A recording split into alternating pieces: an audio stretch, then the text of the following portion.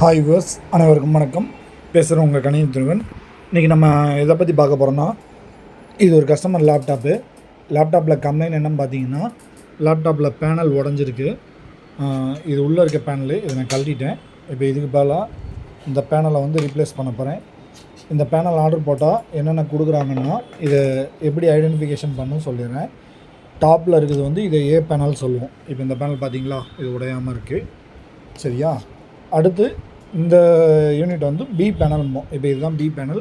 இதில் ஒரிஜினலில் லோகோ வந்திருக்கு, டூப்ளிகேட்டில் லோகோ எதுவுமே கிடையாது. பார்த்துக்கோங்க. இன்கேஸ் எட்ஜஸில் ரப்பர் கூட கிடையாது. கேமரா ஹோல் மட்டும்தான் இருக்குது. அது எல்லாமே அதுக்கு பதிலாக நான் இந்த பேனல் நல்லா தான் இருக்குது. இந்த பேனலை ரீப்ளேஸ் பண்ண போகிறேன்.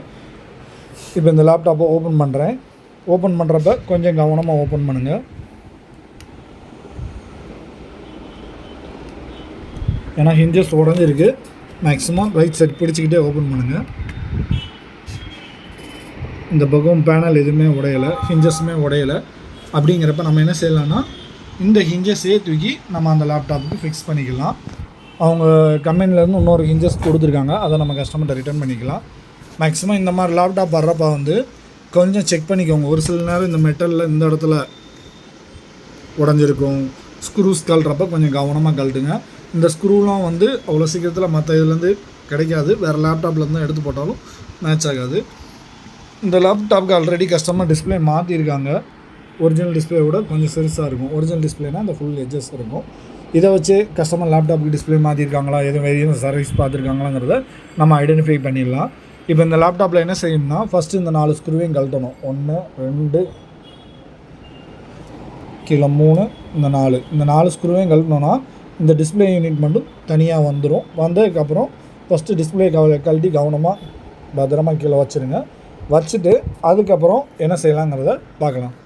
வாங்க ஃப்ரெண்ட்ஸ், டிஸ்பிளேயை கழட்டலாம்.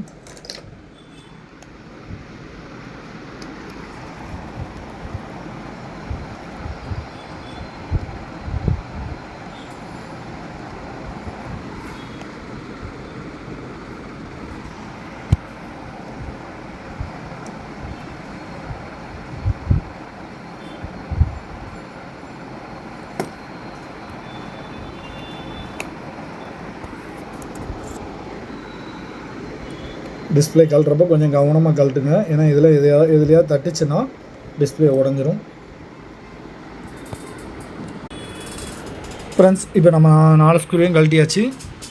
இந்த இதுதான் லேப்டாப்போட கனெக்டரு. இப்போ இதுலேருந்து கழட்ட வேண்டிய பார்த்தீங்கன்னா, இது ஒய்ஃபைக்குரிய போகிறது, இது வெப்கேம். இது எல்லாத்தையுமே கொஞ்சம் கேர்ஃபுல்லாக கழட்டி